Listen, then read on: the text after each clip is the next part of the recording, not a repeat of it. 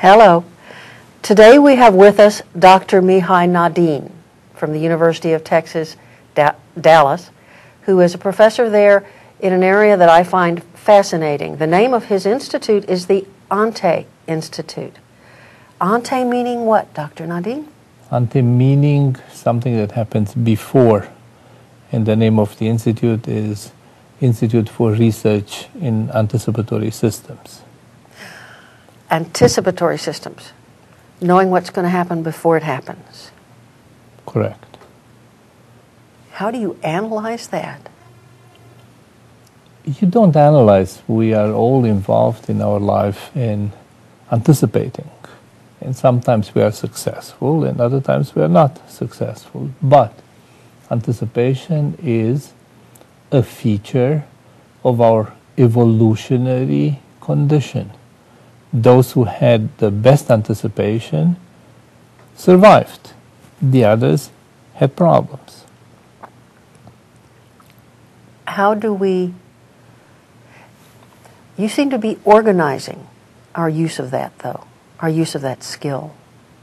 You mentioned in one lecture that I was lucky enough to hear, your use of that in organizing an automobile.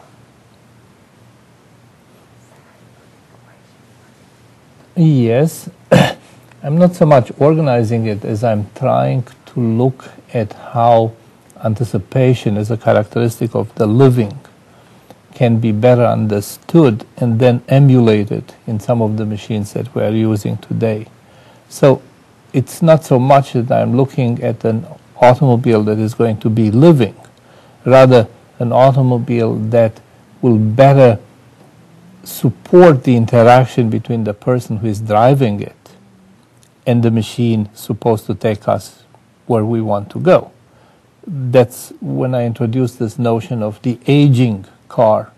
The aging car is a car that learns from the driver what the driver is no longer very good at and starts helping the driver, compensating for the driver.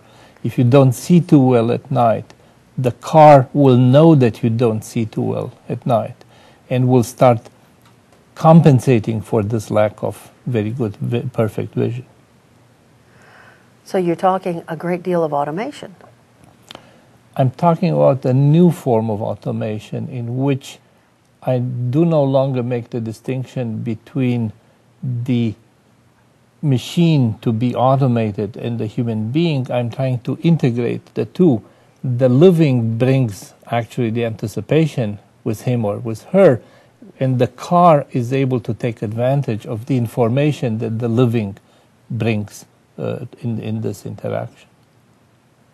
That's amazing. It sounds awfully complex. The living is a very complex thing, as opposed to machines that are, no matter how complicated they appear to us at any moment in time, they are not very complex. Mm-hmm. The living is very complex from the monocell, the simplest existing entity, living entity. Mm-hmm. Never mind the human being, we have a level of complexity that is by many, many orders of magnitude higher than the complexity of the machines that we build.